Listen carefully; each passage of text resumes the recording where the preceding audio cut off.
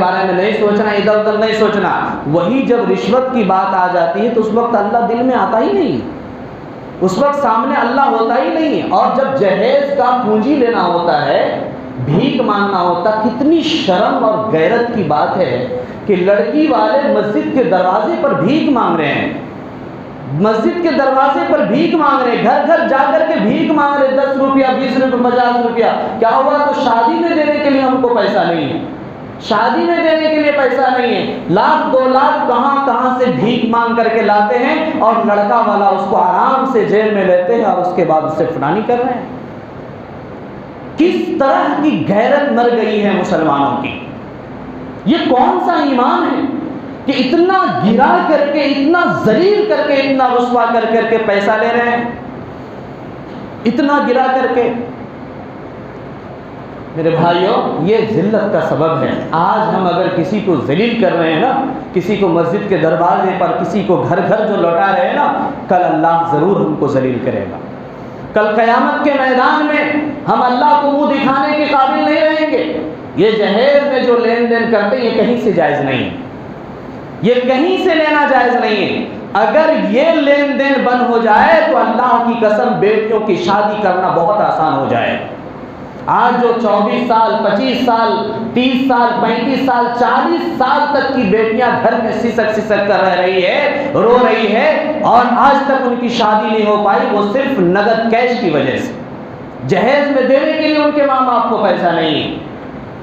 اور پھر ہم اعلیٰ کہلانے کے لیے، اونچا کہلانے کے لیے، اور اچھا ولیمہ کرنے کے لیے، اچھی گاڑی لے کے بارات میں جانے کے لیے طرح طرح سے بھیک منگوا کر کے پیسہ لیتے ہیں، اور پھر امیر آدمی سب کو بارات کے گاڑی پر بیٹھاتے ہیں اور عیش و آرام سے چلے جاتے ہیں، عیش و آرام سے چلے جاتے ہیں۔ ایسا لگتا ہے کہ کما کے دیے تھے اور پیسہ لا کے دیے ہیں، اور وہاں اپنا ہی کھانا جا رہے ہیں کھانے کے لیے۔ کسی کی دل کی رضامندی کے بغیر، کسی کی دل کی رضامندی کے بغیر ایک لقمہ بھی اگر کھایا گیا تو وہ حرام ہے۔ کسی کی دل کی رضامندی کے بغیر ایک لقمہ، 1 روپیہ بھی اگر کسی سے لیا گیا تو وہ حرام ہے۔ یہ فقہ کا مسئلہ میں بتا رہا ہوں۔ کسی کی رضامندی کے بغیر اگر 1 روپیہ ان سے لیا گیا، 1 لقمہ ان کے دروازے پر کھایا گیا تو یہ حرام ہے۔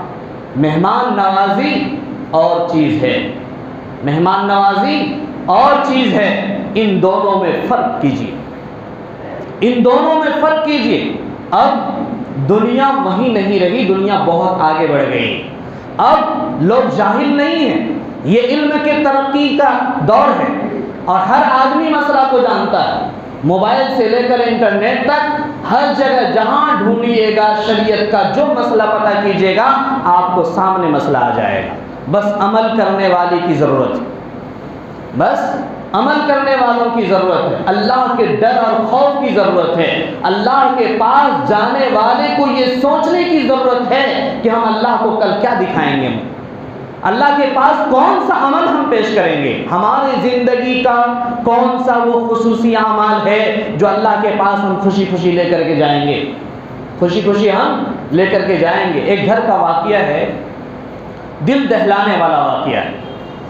وہ یہ ہے کہ گھر میں 5 آدمی پر مشتمل آدمی تھا، 2 بیٹی بڑی تھی اور 2، ایک بیٹا اور ایک بیٹی چھوٹے تھے۔ ان کا باپ اکیلا گھر میں کمانے والا، اچانک ان کی طبیعت بگڑ گئی، اتنی زیادہ بگڑ گئی، اتنی زیادہ بگڑ گئی کہ اب گھر میں کما کے لا کے دینے والا کوئی نہیں، یہاں تک کہ مسالہ اور چاول پر آفت ہو گیا۔ بڑی بیٹی اپنے گھر کے بھائی اور بہن کو بھوکے تڑپتے ہوئے دیکھ کر کے وہ بڑی پریشان ہوئی، بہت پریشان ہوئی۔ ایک دن وہ طائف خانہ چلی گئی بن سور کر کے، تا کر کے وہاں کچھ پیسہ ملے گا، ہم کو اپنی عزت کو نیلام کرا کر کچھ پیسہ ملے گا تو ہم اپنے بھائی بہن کا پیٹ بھریں گے، اپنے ابا کا پیٹ بھریں گے۔